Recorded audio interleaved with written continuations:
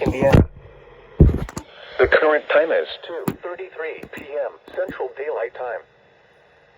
The following is a high wind warning from the National Weather Service, which includes the following counties in Illinois: Central Cook, DuPage, Eastern Will, Grundy, Kane, Kankakee, Kendall, Lake, Northern Cook, Northern Will, Southern Cook and Southern Will, and Lake, Indiana. What? Southwest winds gusting to 60 miles per hour. Where? Portions of northern Illinois and northwest Indiana. When? Until 7 p.m. or 8 p.m. Eastern Daylight Time this evening. Impacts: damaging winds will blow down trees and power lines. Widespread power outages are possible. Travel could be hazardous for high-profile vehicles, especially on north-south oriented roadways. People should avoid being outside in forested areas and around trees and branches.